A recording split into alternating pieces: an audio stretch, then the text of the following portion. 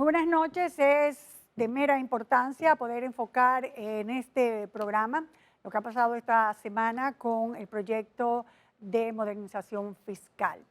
Porque la decisión de retirar esa reforma de la modernización fiscal por parte del presidente Abinader, tras algunas presiones sociales y sectoriales, la cual fue presentada inicialmente como una medida crucial para corregir el déficit fiscal y garantizar la estabilidad económica del país. No se revela una situación más grave en la gobernabilidad y la toma de decisiones en momentos cruciales. Porque un gobierno que declara la urgencia de una reforma para luego retractarse bajo presión genera, señores, incertidumbre. Esto puede proyectar la imagen de una administración que no tiene una visión clara o firme sobre cómo enfrentar los problemas estructurales y que cede fácilmente ante los intereses de ciertos grupos de poder. Y esto con la excusa de que el presidente oye a la ciudadanía. No es la primera vez que pasa lo de amagar y no dar. Vamos a recordar que, por ejemplo, el 12 de diciembre de 2022, el Poder Ejecutivo presentó ante el Senado un proyecto de ley sobre trata de personas, el cual buscaba autorizar la permanencia regular de las víctimas mediante permisos y residencias.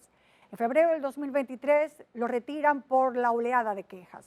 El proyecto de ciberdelincuencia. En junio del 2022, el gobierno presentó un proyecto de ley contra la ciberdelincuencia que buscaba sancionar hasta 4 años de prisión a quienes realizaran publicaciones discriminatorias. El proyecto fue retirado debido a críticas que argumentaban que esto limitaría la libertad de expresión.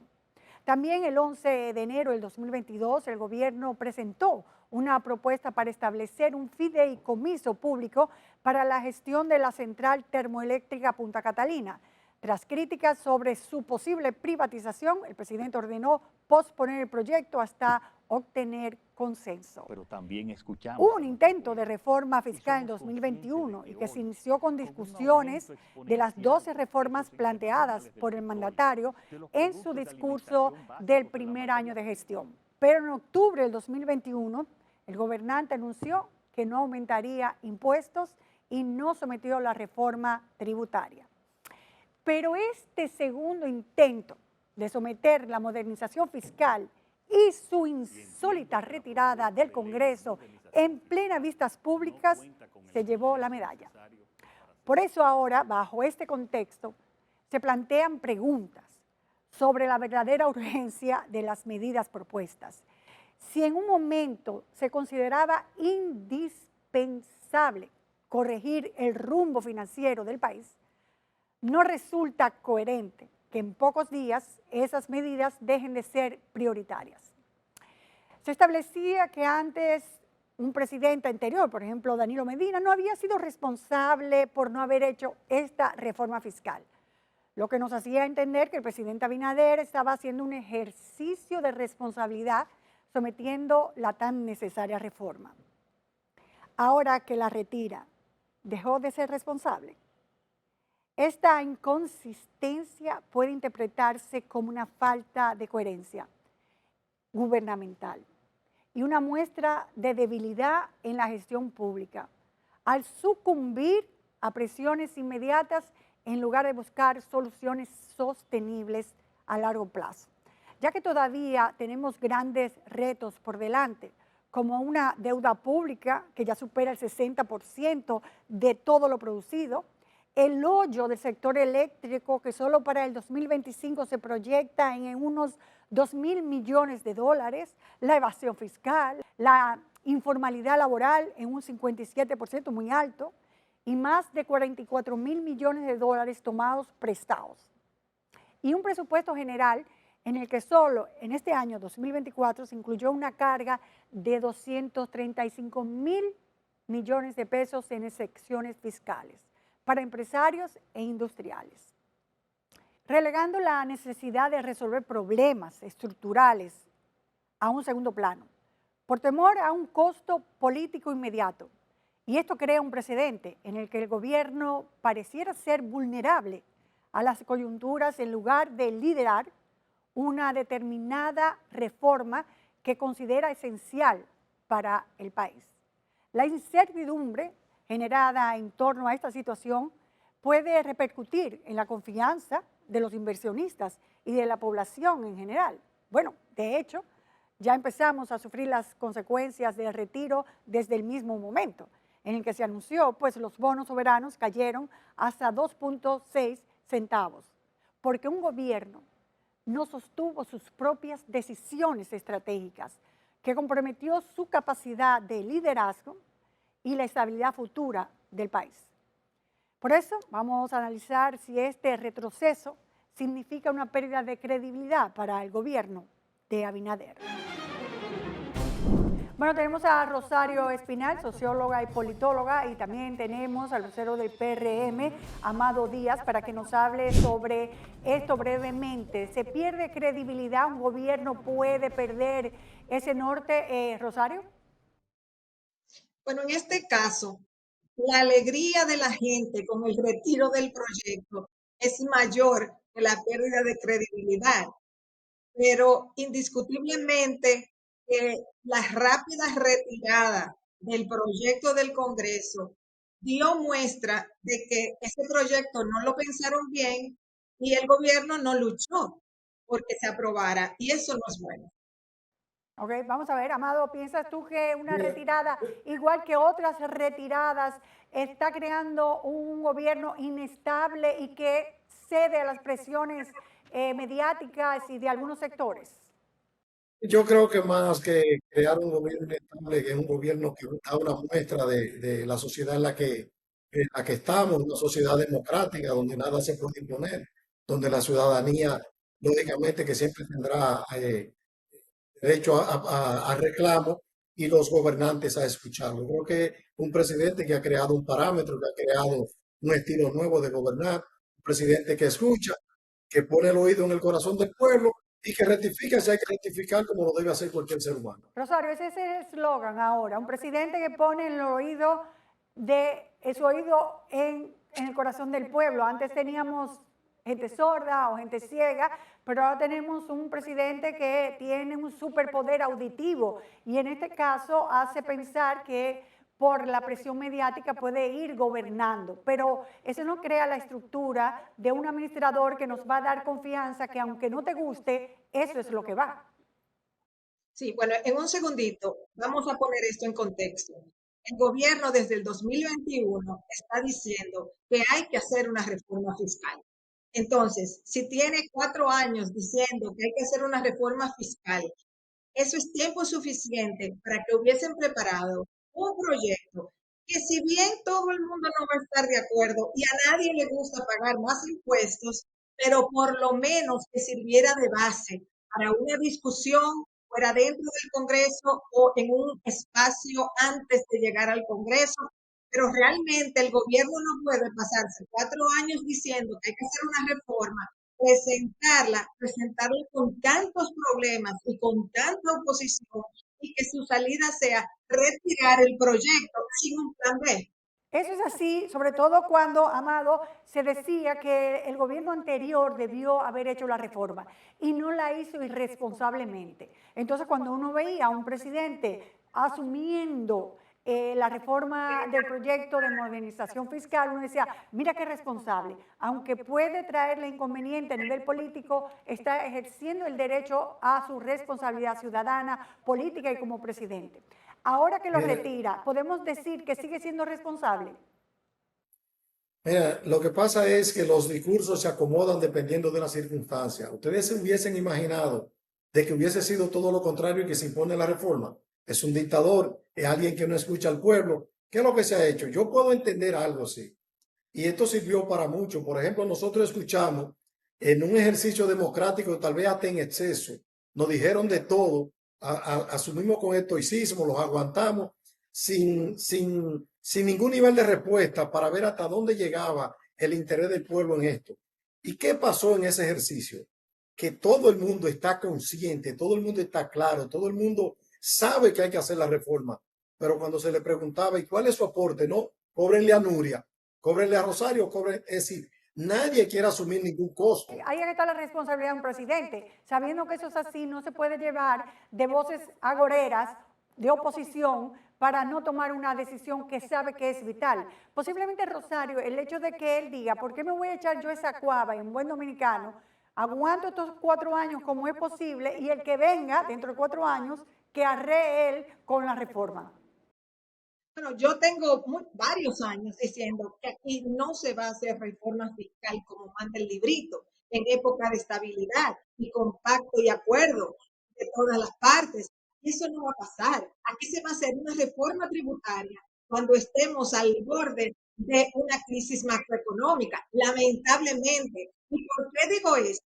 Porque lo que el gobierno tiene que hacer primeramente es enfocarse en revisar sus gastos, en recaudar a partir de elevación, porque la sociedad dominicana en este momento no aguanta más impuestos. La sociedad dominicana ha asumido con estoicismo un proceso inflacionario del 2022 al 2023 y no puede en este momento cargar con más impuestos.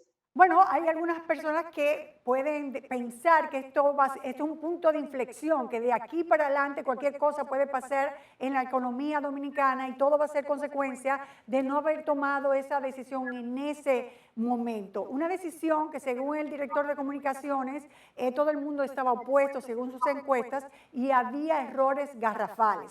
Pero no le ha costado el puesto a nadie. Ahí vemos el de Hacienda, vemos que está como si nada. Quisiera saber cómo el país no sabe en este momento de quién fue ese error garrafal, de que después de tantos años, a la hora de someterlo, pues lo retiran a los pocos días. Amado. Mira, nosotros por lo menos tenemos la satisfacción de que los otros a sabiendas no lo intentaron. Nosotros lo intentamos, pero es muy fácil desde esta silla hacer evaluaciones como la que estamos haciendo. Pero nosotros vivimos, nosotros que tuvimos la oportunidad de ver, de vivir en carne propia lo que aquí estaba aconteciendo, no era tan simple como se ve. Pero, Es decir, el Amado, pueblo, y respóndeme no la es la pregunta. oposición. ¿No se merece la renuncia o la cancelación de los funcionarios que no tomaron en consideración ese grave problema que se le avecinaba al presidente? Bueno, pero es una facultad constitucional que tiene el presidente de si toma la decisión de separarlo del gobierno o no.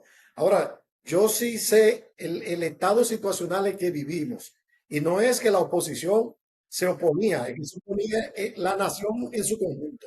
Bueno, yo no creo que hayan hecho una encuesta para eso, definitivamente no, como dice Rosario, no queríamos, nadie quiere pagar impuestos, pero los conscientes sabemos que cuando hay que hacerlo, hay que hacerlo. Rosario, el hecho de que no haya consecuencias de este error garrafal, que todo siga tan igual, es que nos estamos convirtiendo, no entiendo, estoy un poco confundida, ¿me puedes aclarar?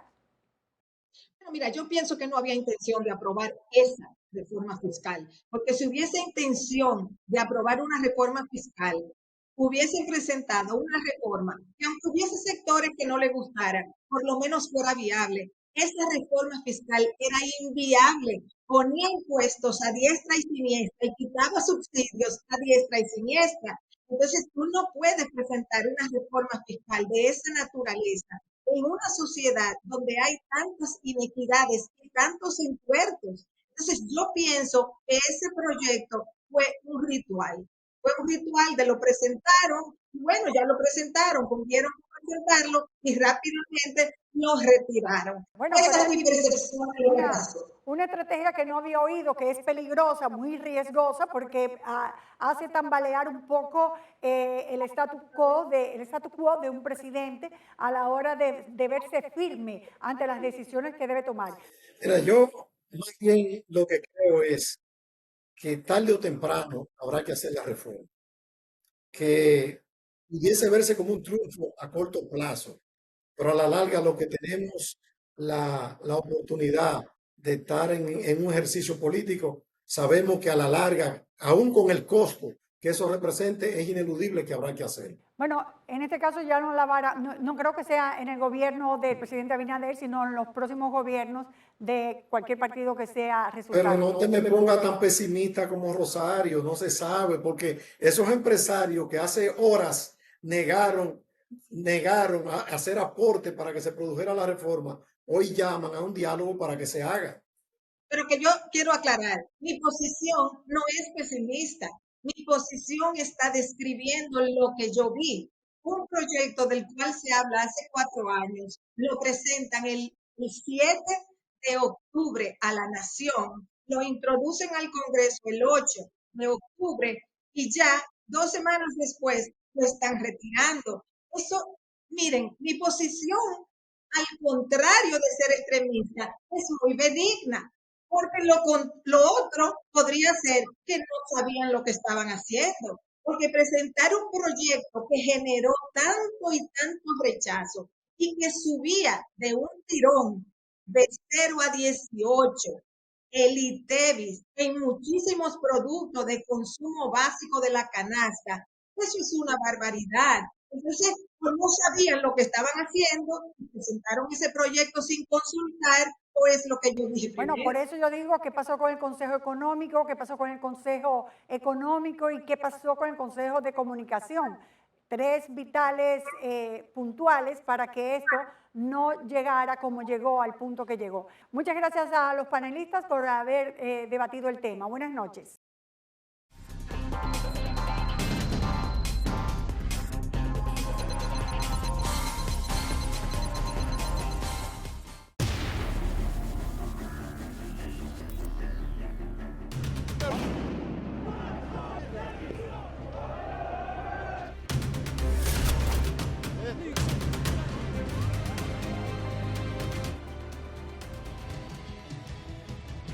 N Digital, cada minuto una verdad. El periódico con las noticias en tiempo real.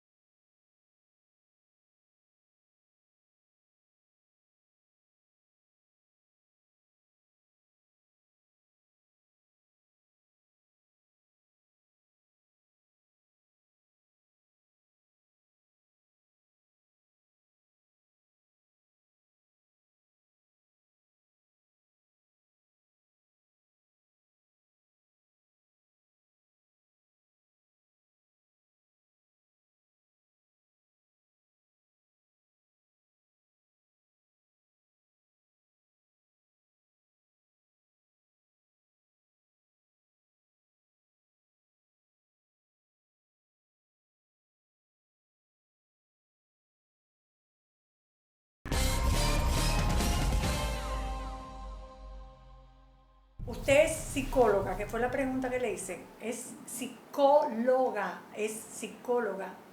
Yo soy neurocientífica. Pero estudió en Cambridge University en Inglaterra. Doña Nuria, ¿cuántas veces le voy a decir que mis validaciones son de allá? Puedo validar que entré a hacer la especialidad con el college directamente de Antigua y Cambridge. Ya. Sin problema. 2018.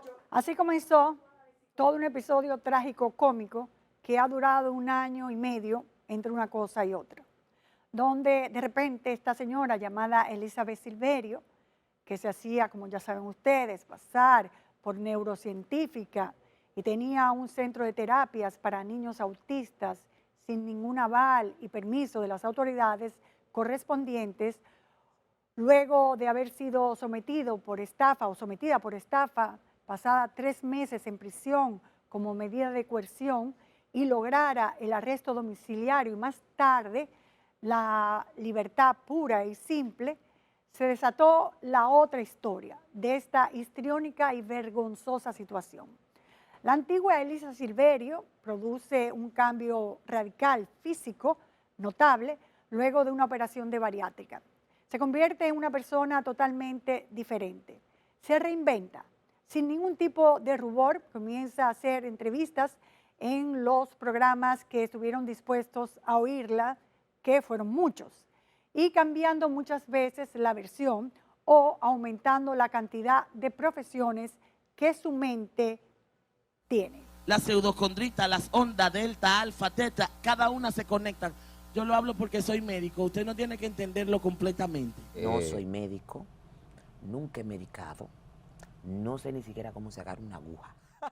Pasó a ser una influencer. Renata sufrió un proceso muy delicado después de su bariátrica. Estoy yo tratando de mantener el equilibrio. El sistema adámico me está diciendo que esta copa está midiendo mi sentido de grasa corporal. Renata, es importante que sepas que hoy Renata está en peeling, está sin purezas. Luego que también fracasara su propósito de ser pastora. Ay, no. Lo único que prueba que Dios te llamó es el rechazo. Lo único que prueba que Dios te... Y se convirtió en escritora, según ella, de 10 libros. Uno de ellos lo puso en circulación hace unas semanas. Mientras ella saltaba a la fama luego de una infamia, decenas de padres todavía en estado de shock no podían dar crédito a lo que veían. Nadie, señora magistrada, edifica su felicidad bajo el dolor ajeno. Se hacía pasar como la psicóloga del centro y quien diagnosticaba a los niños. Y yo exijo justicia por mi niño, no por lo que yo pagué. Porque cuando yo lo invertí en mi niño, yo lo hice con todo el amor del mundo. Y nunca estuve esperando que me lo devolvieran. Ojalá esto no hubiese pasado. Y es que se sentían burlados ante las risas y las mentiras que la envolvían. Pero esta historia tuvo el final que se merecía, una condena de 7 años y el pago de 18 millones de pesos a las víctimas. Sentencia condenatoria en su contra y se le condena a cumplir una pena de 7 años de reclusión, a ser cumplido. Como pueden ver, luego de que oye la sentencia, se queda impertérrita, ajena a la situación. No sorpresa, no emoción, no tristeza, no conmoción, solo pendiente a las cámaras. No hay duda de que el éxito de este juicio se debió a varios factores. Por ejemplo, el Ministerio de Salud Pública, que de inmediato accionó cerrando el centro Conglam porque no tenía los permisos correspondientes. Sometió a la justicia a la impostora y se mantuvo constantemente vigilante del proceso. De hecho, los funcionarios de salud pública, como el director de habilitación y el consultor jurídico, estuvieron en el juicio como testigos a cargo de la Fiscalía. También hay que reconocer el buen trabajo hecho por las fiscales del Distrito Nacional, donde ellas, Magali Sánchez, María Silvestre y Laura Vargas, lograron todas las pruebas necesarias para tener una acusación sólida. Tenían las certificaciones de las universidades, donde ella decía que había estudiado, las certificaciones que hacían constar de que no había registros educativos a nombre de esta persona. tenían los uniformes que ella utilizaba como neurocientífica. ¿Usted reconoce esa blusa? No. Te digo que usaba las pijamas del centro, ¿cierto? Usaban pijamas. ¿Puede verificar qué nombre tiene esa pijama?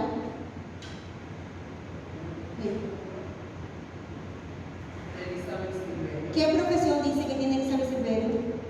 Ahí dice neurocientífica infantil, especialista en intervención de trastornos. Lo que quiere decir que la señora Elizabeth Silverio era la neurocientífica del centro, ¿cierto? ¿Sí o no? Tenían los diplomas que ella colgaba en su oficina, tenían el sello gomígrafo que plasmaba en las recetas que daba con un exequatur que no existía. Los recetarios donde establecía que era neurocientífica y lo más importante, tenían los testimonios de los padres afectados, los cuales también se constituyeron en parte civil del proceso.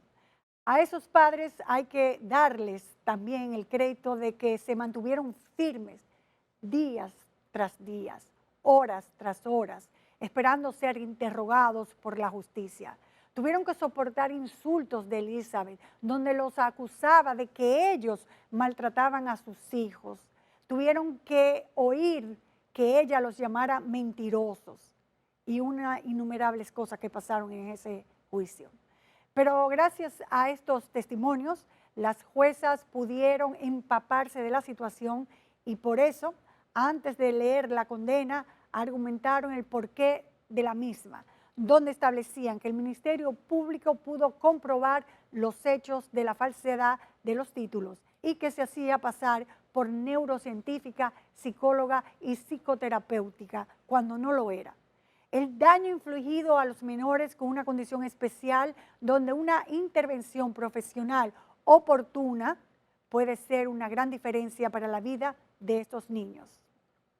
Dicen las juezas que la defensa no ha podido presentar ningún documento que avale ninguna de las capacidades de los cursos que dice haber hecho, que no tenía ningún tipo de grado universitario ni académico, ni como médico, ni como psicólogo, ni como terapista, ni como PhD, ni siquiera como bachiller. Lo cierto es que la prueba de la acusación, como ya hemos dicho, ha indicado que no tenía ningún tipo de especialidad, no tenía ningún tipo de grado, ningún tipo de grado universitario, académico, ni como médico, ni como psicólogo, ni como terapista, que pudieran habilitarla a ejercer algunas de estas ciencias de la salud, ni tampoco algún tipo de grado o posgrado en pedagogía.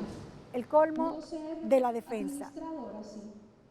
Presentó dos certificaciones, una diciendo que era bachiller y no sabían que el Ministerio Público tenía precisamente la escuela donde ella dice haber estudiado, donde dice que no hay registro de la señorita Elizabeth Silverio Silien que haya incursionado en estudios en ninguno de los departamentos de Antigua State College. O sea que presentó al tribunal un documento falso.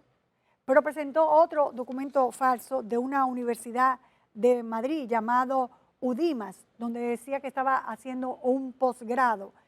Ese documento que presentó al tribunal fue desmentido por la propia universidad cuando la fiscalía presentó la certificación diciendo que no había nadie acreditado con ese nombre. Como pueden ver ustedes, una persona que se atreva a presentar y una defensa que se atreva a presentar documentos falsos al propio tribunal, ya no hay más nada que decir. Por eso el tribunal, a unanimidad, entendió que el Ministerio Público había logrado su cometido y probado más allá de toda duda razonable los hechos de su acusación.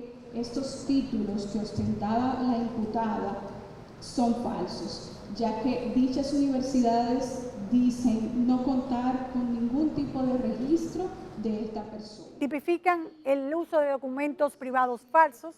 También el tribunal entendió que se ha configurado la disposición del artículo 405 del Código Penal relativa a la estafa, el uso indebido de una falsa calidad y en ese caso ha quedado acreditado ya que utilizó una falsa calidad de médico. También ha quedado configurado la disposición del artículo 156 respecto a la práctica de la medicina ilegal. No era doctora, no tenía grado ni especialidad.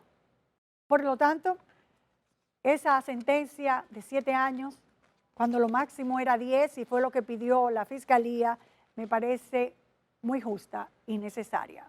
El colmo es que cuando ella sale del tribunal, esto es lo que declara. Claro, estamos frente a un tema de poderes y es importante que la gente lo comprenda y lo sepa.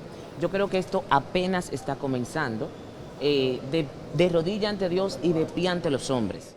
Esta sentencia ha creado un precedente. Nosotros creemos que esta sentencia no solamente sienta un precedente, sino que hace un llamado de atención a todos los profesionales del área de la salud a que entiendan que no se pueden violentar los procesos, que la licencia de habilitación es un requisito indispensable para poder ejercer en el área de salud en el ámbito que sea. Para el año que viene nosotros vamos a tener ya todo de manera virtual, ya los prestadores no van a tener que venir aquí a la dirección, sino que van a hacer todo el proceso desde sus respectivos establecimientos, y también le va a permitir no solamente al prestador, sino al público en general de ver quién está habilitado, quién no está habilitado, y los que están haciendo un proceso, lógicamente el nivel en que se encuentra su proceso. El caso de Elizabeth Silverio parece ser que nos va a llevar más tiempo de lo necesario. Continuemos.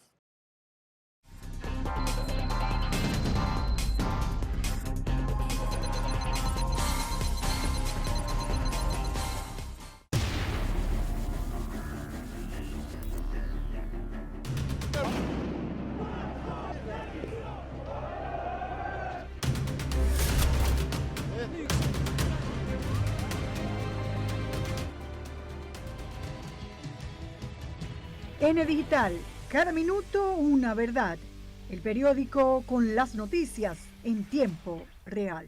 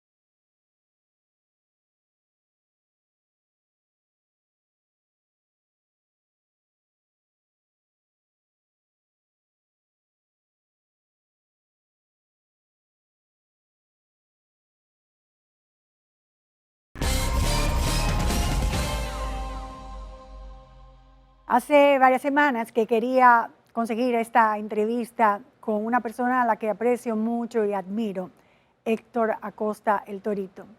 Entendía que la entrevista era importante, no solo para él, sino para el país, para conocer las penurias, las tristezas, las fortalezas que ha tenido en este proceso de su enfermedad. Y precisamente eso es lo que ustedes van a sentir a través de sus palabras, de sus lágrimas y de su emoción. El Torito, con ustedes en una entrevista muy especial para todos.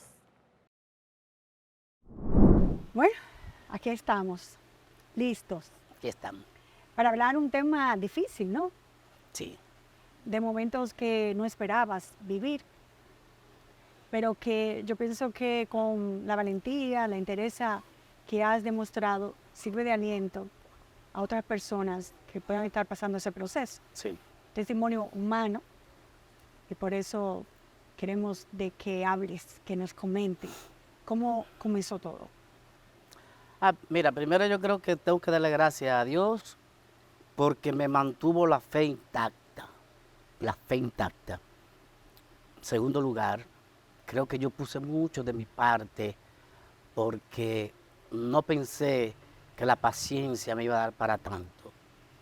Viví momentos difíciles y te voy a contar desde el principio. Todo empezó el 18 de diciembre, después que yo canté una fiesta en el Yexé. Cuando terminé, sentí que este lado lo sentía hinchado. No me dolía, pero lo sentí hinchado. Y digo, yo, ¿sería que yo dormí mal ayer o algo? Perfecto, me acosté y cuando me levanté, como a las 8 de la mañana, porque me acosté a las 3 y pico, yo digo, bueno, tengo que ir al médico para que me diga qué es esto, por qué es esto. Me tiraron una radiografía, me dijeron, tú tienes algo hinchado ahí, tienen que hacerte una biopsia. No sabía dónde ir, llamé al doctor Ricardo Nieves, mi amigo personal, y me dijo, ve donde es Robertico en La Vega, un otorrino. Robertico me vio y de una vez me dijo, hay que hacerte una biopsia, pero te adelanto que lo que tú tienes tiene que ver con el cuello y con el cuello de tu lengua, valga la redundancia. Pero tienes que irte para Miami para que te hagan eso. Te estoy hablando 18 de diciembre. Y yo le pedí a Dios que me diera hasta terminar los compromisos de diciembre que yo tenía. ¿Tú sabes por qué? Increíble eso. ¿Tú sabes por qué? Porque los músicos, para nadie es un secreto, que los músicos de diciembre es el mes de picar. Sí, estaba preocupado por eso. Más que por mí. Y dije, Dios, permíteme terminar mi compromiso. Y luego voy y me someto a lo que tú quieres. Y Dios me ayudó. Y el día 7 culminé mi último baile, 7 de enero. Recuerdo que fue una boda en La Romana, terminé. Y el día 8 yo estaba en Miami y me hice la biopsia. Y el día 11 me dijeron, tienes unas células cancerosas, tienes un tumor, tu lado derecho. No me dijeron el tamaño de eso. Y yo lo cogí como tan tranquilo, que yo estaba sentado como estoy ahora. Y yo le dije, doctor, ¿qué procede? Me dijeron, bueno, hay que darte quimio y es muy posible que haya que darte radioterapia. Bien, vamos a hacerlo. Nuria, después de ahí, yo canté el 17 de febrero, Nare Palace, 2 conciertos, junto con Fernando Villalona y Elvis Martínez, y otro en Nuar. Si tú me preguntas con qué canción yo empecé el concierto y con cuál terminé,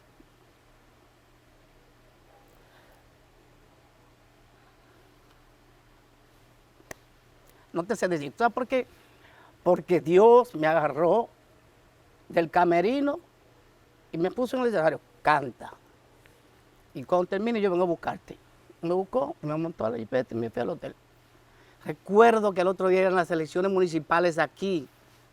Y yo tenía ese compromiso y cogí mi vuelo a las 8:30. Yo no sé cuál era el número de gate, cuál era mi número de asiento, nada. Pero llegué y cumplí y voté y todo eso. Y el 19 me regresé a Miami. Y desde ahí duré hasta el 7 de agosto, que regresé. Y volví ahora el 12, donde me hicieron los PET scan y el MR, todo, y salí perfecto. Gracias a las oraciones, a la misericordia de Dios, a la fe de tanta gente de este país que me quiere y oró por mí. Por ello estoy aquí. Ya. ¿Te hicieron una operación, sacaron el tumor? No, todo fue quimioterapia, alrededor de 16 quimioterapias me dieron y 35 radioterapia. Todo eso es radioterapia, ¿verdad? Todo. Imagínate eso vivo, quemado, así. Eso empezó el 30 de junio, estaba eso así. Y yo tenía que ir con eso así a darme radioterapia. O sea, mucho dolor. Yo pasé mucho dolor. Pero cuando yo estaba solo, ese ardor en esas dos cosas ahí, que tú no podías dormir ni de este lado, ni boca arriba, nada. Había momentos en que a las 5 de la mañana yo decidía, bueno, déjame sentarme porque a las 7 tengo que irme a recibir radioterapia con eso así. Atiendo entonces y lo pasé con valor, porque yo tenía mucha fe en que Dios me tiene a mí con un propósito en esta tierra. Y yo lo sabía, que Él iba a hacer el milagro, que Él iba a poner todo para que yo saliera bien. Y así ha sido. Me siento bien, me siento agradecido y me siento con mucha energía y con mucho deseo de trabajar y de hacer lo que me gusta. Esta segunda como versión de uno, ¿verdad? Cuando ya se siente que no es tan inmortal, sino que ciertamente le toca, y cuando le toca pues uno dice, oh, me tocó a mí. Pero viene una revisión interna. ¿Cuál ha sido tu revisión interna? Yo he dicho, y lo dije desde el primer día que me dieron, que recibí la quimioterapia, el cáncer es un mensaje que Dios te da, que la vida te da. Y el cual tú tienes que ponerle atención a tu mensaje, al que te envía Dios. Y luego, si recibes el milagro de Dios, debes de cambiar todo lo que tú hacías, para que no vuelvan y te repitan el mensaje. Eso me lo llevé y lo tengo conmigo aquí, me lo voy a llevar hasta el último día de mi vida, porque si no asumimos el cáncer como que es un mensaje, por eso mucha gente se tiran a muerte, como dicen, no, se entregan. Se vencen. Se vencen ellos mismos, se dan por vencidos. Pero si asumen como que es un mensaje, en que tú tienes que tener fe en Dios, de que ese mensaje tú lo vas a llevar a la perfección, que tú vas a corregir los errores de antes, pues todo te va a salir bien y tú vas a superar no solamente el cáncer, sino todo lo que venga de ahí para allá. Entonces, ¿qué has superado? O sea, ¿qué has cambiado que tú crees que pueda hacer? Por ejemplo, esa psicorrigidez para cumplir con los deberes y las obligaciones y las responsabilidades. Mira cómo tú sigues tocando cuando ya tienen que haberte dicho que algo bueno no era. Mira cómo tú estás allá y vienes a votar a República Dominicana y las municipales cuando tú estás en un tratamiento. Esa excesiva responsabilidad. ¿Ha cambiado? Hay algo que yo he cambiado radical, y es que yo era una persona perfeccionista. Me encantaba que todo estuviera en su punto, que todo estuviera bien, que nadie me lo movieran de ahí, que la gente fuera como yo. Yo soy una persona puntual, pero a rajatabla. Yo ni un minuto más ni un minuto menos. Yo soy un perfeccionista. Entonces todo eso te da un cúmulo de estrés. Y todo esto que te provoca el cáncer, los tumores y esas cosas es acumulación de estrés. Y eso es lo que yo he aprendido y lo que quiero jamás en mi vida repetir. Sé que hay que ser correcto, hay que hacer las cosas bien, perfecto. Pero perfeccionista creo que es el grave error de todos los seres humanos. Tratar de ser. Sí, definitivamente lo que hay con mí es diferente Sí, creo que sí. a esa situación. En el proceso que viviste, ¿cuál fue uno de los más difíciles? Me dijiste que cuando te daban en la radio ibas con eso quemado en la parte física. En la parte emocional, ¿cuál fue el momento más difícil? Aprendí que hay personas que no tienen piedad. Aquí hubo una persona, claro, era campaña, pero tú tienes que ser humano antes que todo. Yo jamás, de un político ni de nadie, diría algo que lacere lo que es su corazón, su integridad. Y aquí hubo alguien que dijo que yo me estaba haciendo el enfermo. O sea, eso me caló tanto, tan para profundo. Ganar votos. ¿Te estabas haciendo el enfermo para ganar votos? ¿O para qué?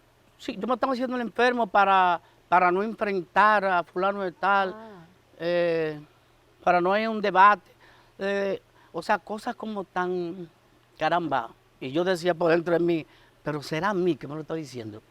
O sea, no conociéndome a mí desde antes de lo que es esto de política.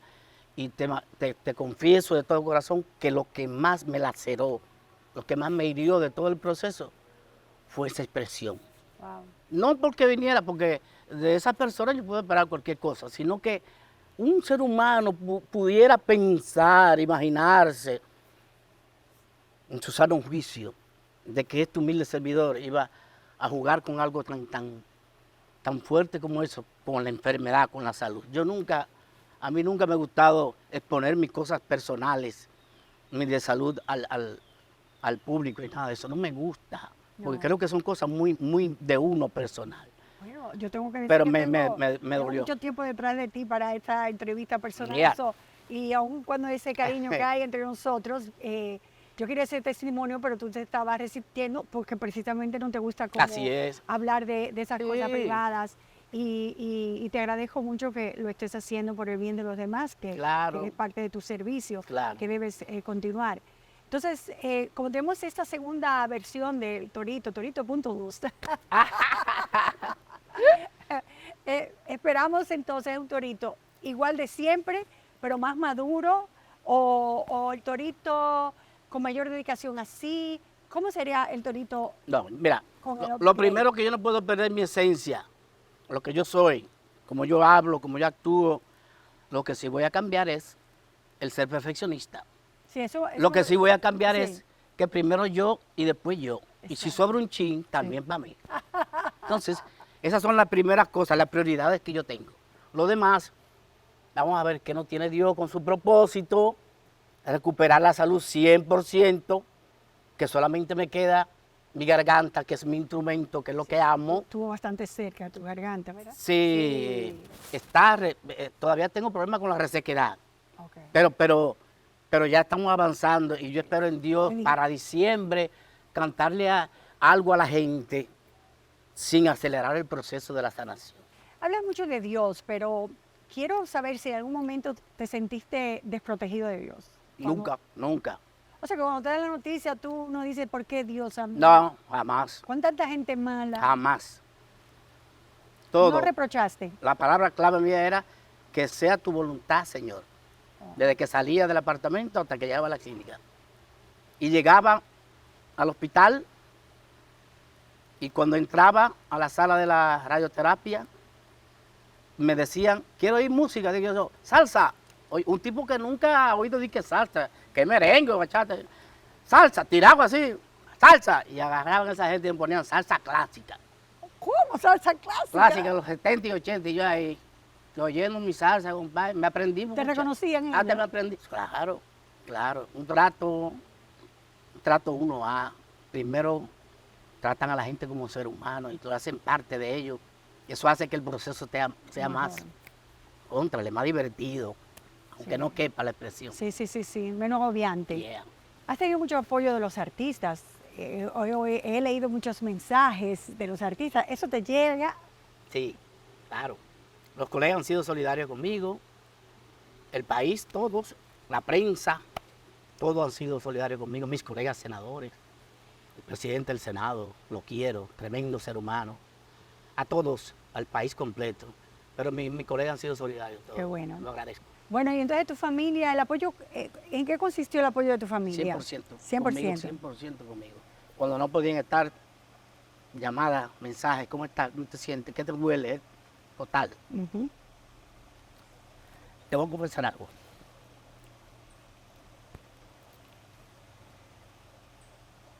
Ya. Sé que muchos nunca se van a atrever a decir esto, porque el ego, el don de macho, no le permite. Pero yo recibí un apoyo que jamás lo imaginaba, tan contundente. ¿Sabe de quién? De mi ex esposa.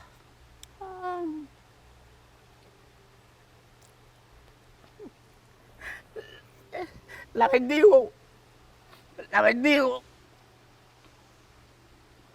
Qué linda. Te quiere. Mi ex esposa. Te quiere como ser humano, te quiere como el papá de sus hijos, ¿no? Pues soporte vital para yo estar aquí. Primero Dios. Y tengo que reconocer eso. Sí. Mi ex esposa me dio todo el apoyo. Tengo que ser justo. Claro, eso es parte del nuevo Torito, ¿verdad? Somos más amigos que cuando estábamos casados. Claro. Y lo reconozco. Mi respeto para ti. ¿Cómo se llama ella? Era Lexi. ¿Mm? Era Lexi. ¿Tienen hijos? Sí, claro. ¿Cuántos? Adela. ¿Y tus hijos cómo están? Bien. Grande. Héctor Junior. Macheli. Hilda. Charan. A toda. Mi equipo de trabajo nunca me dejaron solo. Ni me han dado solo. Mi familia más cercana son ellos. Claro. Lo ven más grande. Sí. Servidores de corazón. A veces la vida te da esos golpes para ver realmente a quién aquilatar. A quién aquilatar. Así de sencillo. Mira cómo estás aquilatando enormemente la disposición de un ser humano hacia ti. Y hay gente que dice que no hay amigos. Sí, no hay amigos. Lo que pasa es que hay que saberlo. Hay que saberlo ubicar. Y cuando aparecen, reconocerlo. Yo reconozco que tengo muchos amigos que me dieron su apoyo sincero. A todos, gracias. De corazón. Qué linda. A veces tengo mucha curiosidad de saber cómo se ve la vida después de esa situación donde estás tambaleándote en un punto que no puedes dominar, porque no lo dominas tú, lo domina, bueno, para ti Dios y para otros otra cosa, y la medicina al final. Y cuando despiertas de eso, los colores cambian, las actitudes cambian, los corazones se ven diferentes, los ojos tienen otra visión de la vida, ¿o no? Sí, mira, yo he empezado a descubrir algo después de este proceso que yo no lo hacía antes. Y es que yo me levanto a las 8 de la mañana, por la costumbre que me levantaba a las 7, a las 8 de la mañana, y yo me meto ahí y prendo la música, pongo un típico y me pongo a bailar solo. Eso es maravilloso. Yo no hacía eso nunca. Maravilloso. O Bailando sea, la vida estás tú. He empezado a descubrirme yo mismo de cosas que yo tenía que hacer. Y la estoy haciendo y me siento feliz. Eso es más terapéutico. Sí, y entonces me pongo a cantar. Me pongo a cantar, a calentar mi garganta, me pongo a bailar yo solo. O sea, feliz conmigo mismo. Y yo no hacía eso nunca. Yo hacía eso en un escenario con un músico atrás y la gente bailando. Ahora no, ahora lo disfruto solo. Y le doy gracias a Dios. Me llegó mucho al alma cuando me viste, me dice, te estoy abrazando, he podido abrazarte otra vez. Wow, me llegó mucho al alma eso. Te lo dije, te voy a abrazar otra vez. Sí, yo me siento muy contenta de poderte abrazar otra vez y de siempre poderte abrazar. Qué bueno que tienes esa fuerza para seguir hacia adelante. Te quiero mucho. Gracias, mi amor. Dios te bendiga. A ti también, ¿no? Y vamos a abrazarnos más antes. No Ya. hay que venir yo abonado cuando tú vayas a la capital de abrazarme. Amén. Creo que te manché otra vez la camisa. No importa. Gracias, mi amor. Te quiero. Dios te bendiga.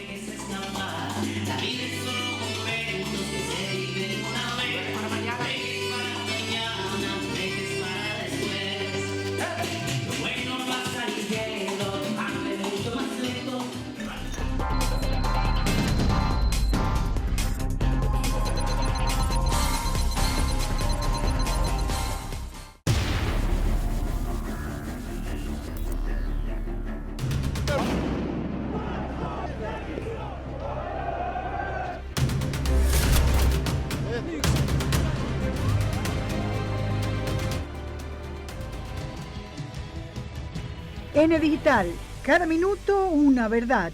El periódico con las noticias en tiempo real.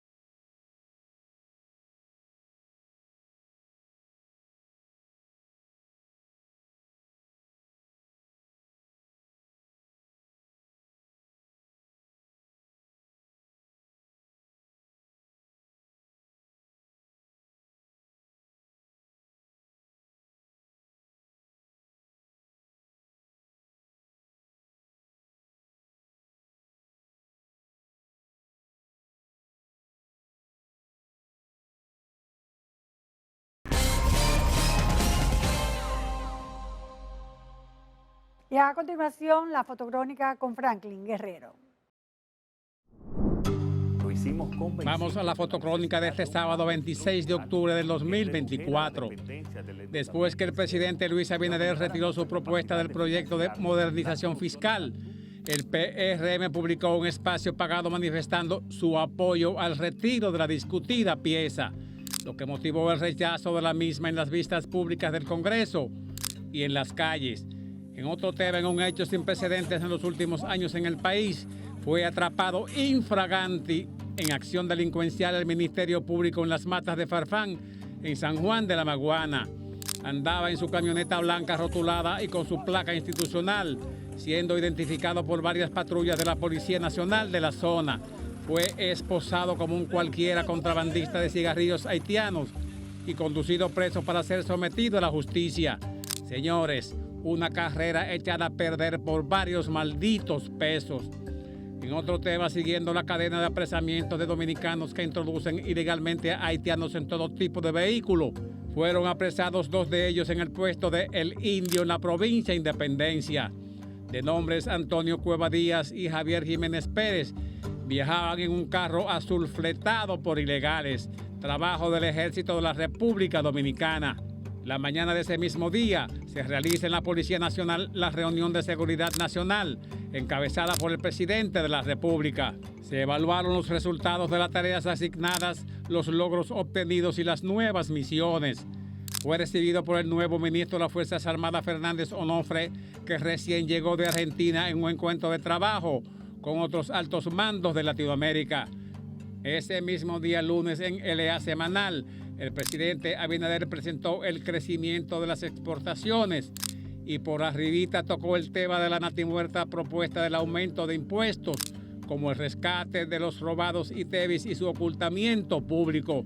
4:30 de la tarde, Salón de las Cariátides, muchas sillas vacías que siempre están ocupadas de millonarios ministros del área económica con sus caros trajes. No se aparecieron ni en pintura o no los invitaron. Doña Consuelo siempre a tiempo. Asesores, Jorgito camina riéndose, Deli Erasme más Luisín Mejía. Para salvar la regla, el ministro Andrés Bautista llegó y se sentó. 5:03 de la tarde. Se aproxima el presidente con parte de sus perdedores asesores. El presidente desarrolla el tema del fomento de las exportaciones con la excelente exposición de Viviana Ribeiro. Luis le pide que interprete los datos y lo hace con sobrada capacidad. Vienen las preguntas y muchas sillas que siguen vacías. 6:15 de la tarde, el cielo sigue gris. En otro tema de la semana, la Comipol no se detiene ante nada y continúa desarrabalizando las márgenes de la autopista del país. Previa notificación a los ocupantes que venden frutas y agrio de naranja, se cumple el plazo dado y llegan los oficiales de RD Vial y la Comipol a proceder a la remoción con los aparatos y su protocolo. Y por último, en esta semana fue leída la sentencia de culpabilidad asimismo de la falsa médico Elizabeth Silverio. Fue condenada a 7 años de cárcel en Najayo, mujeres. Vamos a ver ahora sin texto algunas imágenes de esa sentencia y el rostro de la falsedad, junto con la sorpresa de la condena.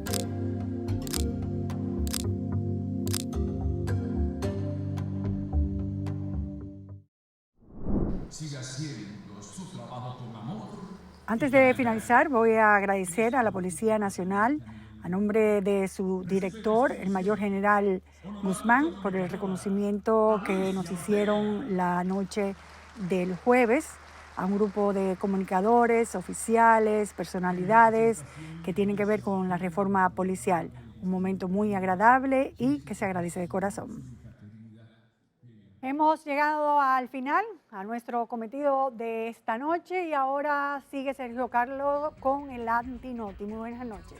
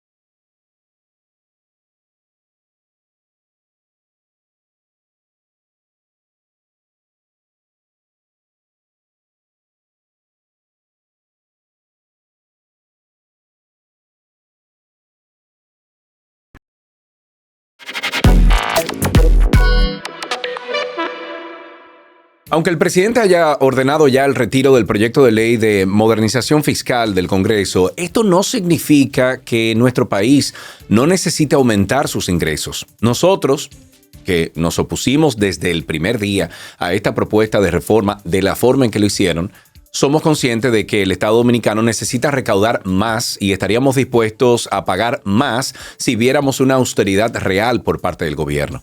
Utilizamos algunas herramientas para identificar en qué áreas podría el gobierno dominicano recortar gastos para ser mucho más eficiente, y la respuesta coincide con la de muchos economistas. El gobierno dominicano podría mejorar la eficiencia de su gasto público y reducir el déficit fiscal implementando recortes en varios renglones sin afectar los servicios esenciales ni el bienestar de toda una ciudadanía. Es necesaria la optimización, por ejemplo, del personal que trabaja para el Estado. La nómina pública ha crecido considerablemente, lo que obliga a reducir la cantidad de empleos innecesarios, eliminar la duplicidad de funciones y cargos en el gobierno y mejorar la eficiencia en el uso del personal público. Esto podría generar ahorros significativos. Por ejemplo, si redujéramos, vamos a decir, en un 25% la nómina pública, el ahorro sería de aproximadamente 50,000 millones de pesos. También es importante revisar los salarios excesivamente altos de algunos funcionarios públicos y directivos de entidades estatales. Esto es importantísimo por igual. El PRM cacareaba durante la campaña: el Estado dominicano es muy grande, el Estado dominicano tiene mucha gente trabajando. ¿Qué ha pasado con eso? El gobierno gasta además una cantidad impresionante en publicidad. Limitar este gasto a lo estrictamente necesario y educativo por campañas de concienciación, a mejorar la transparencia sobre cómo se asignan estos recursos, podría también generar ahorros sustanciales, vamos a decir. El gasto en publicidad ronda los 8,000 millones de pesos al año. Asumiendo que se redujera este gasto a 3,000 millones, tendríamos un ahorro de 5,000 millones de pesos por año. Eso también ayuda. Igual se quejaban antes de que habían demasiada partida a la publicidad. Entonces, aunque los subsidios son a veces necesarios para sectores vulnerables, una revisión profunda para asegurar que se entreguen de manera más focalizada y eficiente es clave. Algunos subsidios mal direccionados o no necesarios para ciertos sectores podrían reducirse. Los subsidios sociales en nuestro país históricamente han sido puro clientelismo político y corrupción. En el 2023 el gasto del gobierno en subsidios sociales fue de aproximadamente 84,000 millones de pesos, de los cuales 45,000 millones corresponden al programa Supérate. Una auditoría minuciosa y un plan de reducción gradual de estos subsidios podría generarnos el primer año un ahorro de aproximadamente 10,000 millones de pesos. Estamos manteniendo demasiado gente. Hay que medir mejor cuál es el resultado de tener a tanta gente en esos programas sociales. Una parte importante de los subsidios en República Dominicana está destinada a cubrir el déficit del sector eléctrico, un dolor de cabeza para cualquier gobierno. En el 2023 los subsidios energéticos ascendieron a 36,000 millones de pesos. Este monto cubre las pérdidas operativas de las empresas distribuidoras de electricidad y mantiene controlado el precio de la energía para los consumidores más pobres. Sin embargo, si usted coloca mejores gerentes en esas distribuidoras, a lo mejor usted tiene un mejor resultado.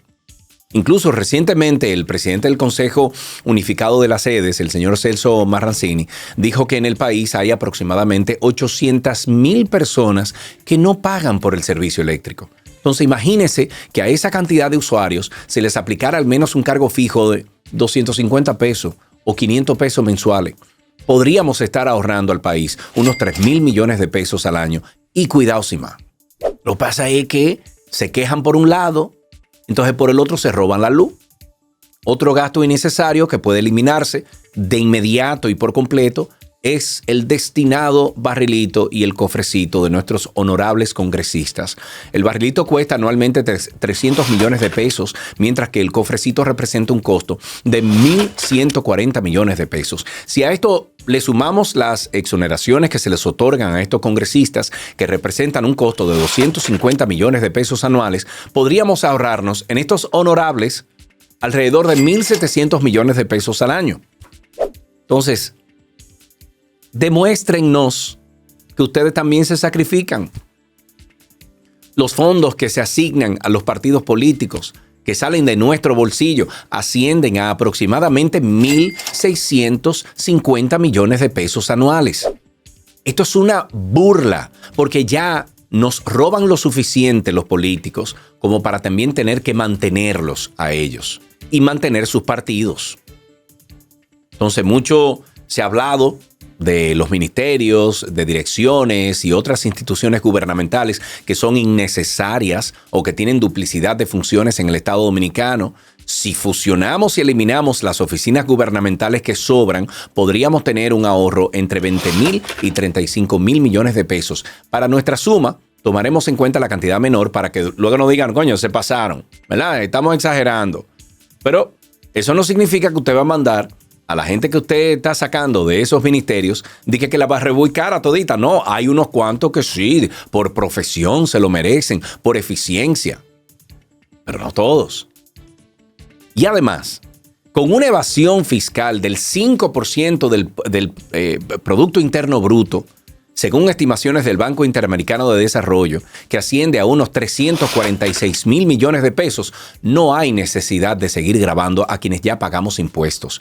Si logramos reducir esa evasión en tan solo 10% cada año, el Estado recibiría en impuestos 34,600 millones de pesos por el primer año. Estamos hablando de dinero, estamos hablando de que usted tiene que sumar.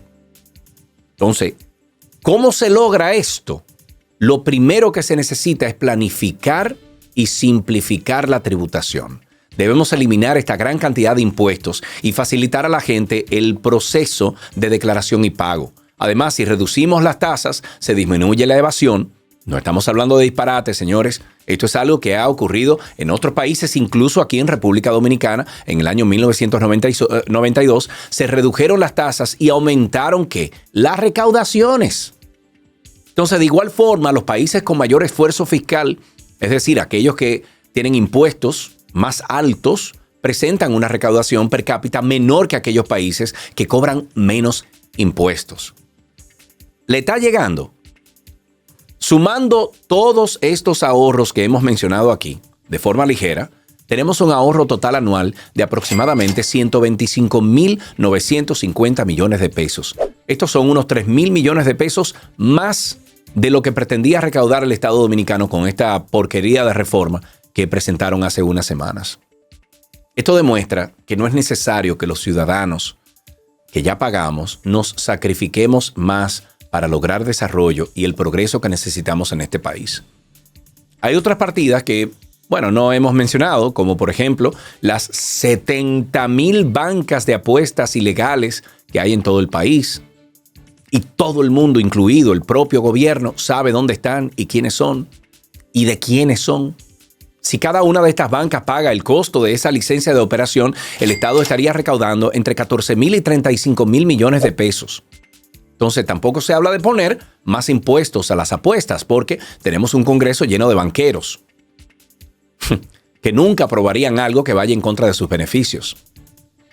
No se trata de que no queremos pagar, ni tampoco de que no queremos que el gobierno maneje más dinero. El dinero necesario para seguir progresando está ahí. Solo hay que tener la voluntad política de hacer los ajustes necesarios para conseguirlo. Esto es, como dijimos al inicio de este video, una estimación basada en información proporcionada por herramientas de IA que, aunque no es exacta, se asemeja mucho a análisis presentados por algunos economistas de nuestro país. De todas maneras, nos gustaría conocer su opinión, por lo que les invitamos a dejar su comentario ahí debajo en este video.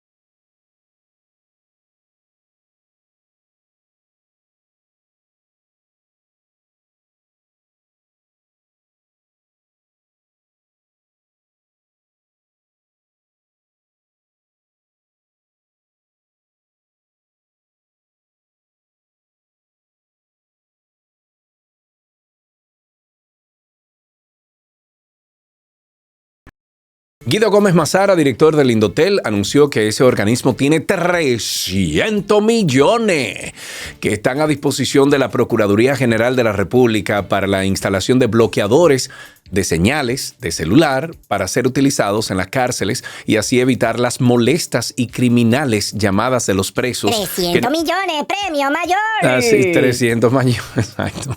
El gobierno, el país, yo creo que también la sociedad. Estamos atravesando por una crisis que implica un déficit fiscal y una fallida reforma tributaria que ha dejado claro que el gobierno debe, sin ningún miramiento y sin adoptar débiles poses del famoso vamos a hacer, inclinarse a controlar el gasto público. Y no nos vamos a cansar de decirlo. Debe hacerlo esta administración de una manera más sincera, determinante. ¿Ok? Determinante lo debe hacer. Todos sabemos lo que son las cárceles dominicanas. Más que centros para reformar a los reos, son un magnífico negocio que se amplía en muchas latitudes, incluyendo, como vimos en Las Marras, la construcción misma de estos centros penitenciarios. La instalación de estos bloqueadores de señal tendrán como fin que los internos en diferentes centros carcelarios utilicen tecnologías móviles para desde allí entonces cometer todo tipo de delito. Le ponen fin a esto. Ahí se realizan fraudes electrónicos, extorsiones, otras actividades ilícitas también con las cuales atentan contra la paz de los ciudadanos dominicanos y de empresas de todo el país. En algunos casos, estas estafas cruzan fronteras y se hacen internacionalmente con el sello con un sello orgulloso de Made in Dominican Republic.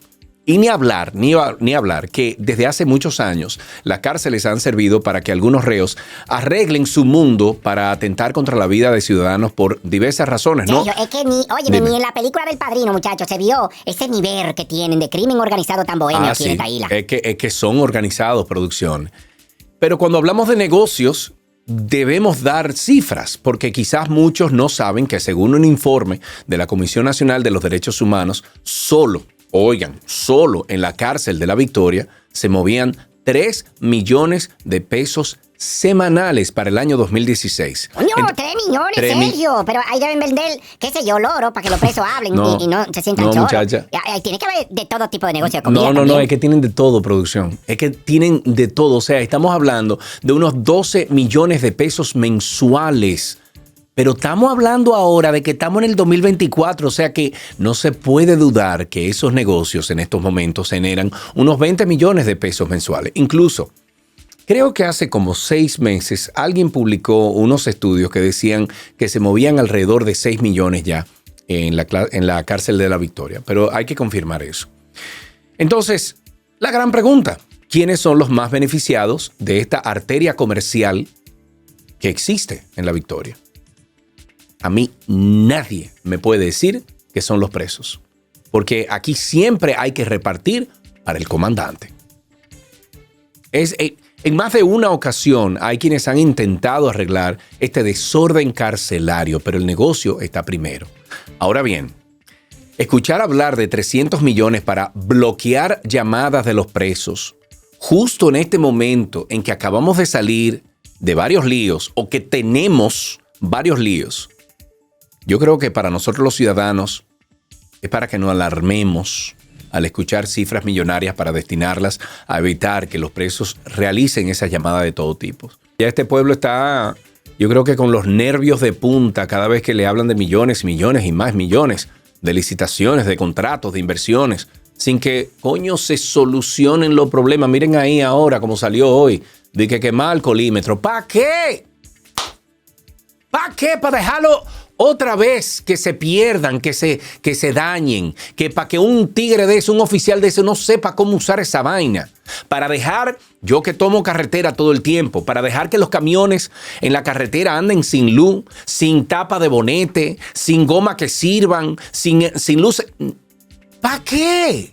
En fin, señores, cuando en este país las cárceles dejen de ser un negocio redondo, cuando el sistema carcelario esté en manos responsables y honestas y todos los organismos, todos, Procuraduría, Policía Nacional, la Dirección de Prisiones, que ahora tiene otro nombre, y bueno, que todos los organismos se comprometan a tener un sistema carcelario saneado y donde la responsabilidad esté por encima del negocio, entonces nosotros, los pendejos, nos evitaremos estos capítulos. Claro que sí. Además, en las cárceles se van a evitar los incendios, escapes de reos y otras historias urbanas. Porque que se oiga bien. El que tenga que oír hablar de 300 millones para bloquear celulares en las cárceles en este momento, coño, es como tirar un Emma, como dicen por ahí, según Hermaco, la pedra. Hasta aquí este Antinoti de este miércoles 23 de octubre del año 2024. Soy Sergio Carlo y a nombre de todo el equipo del Antinoti te veré.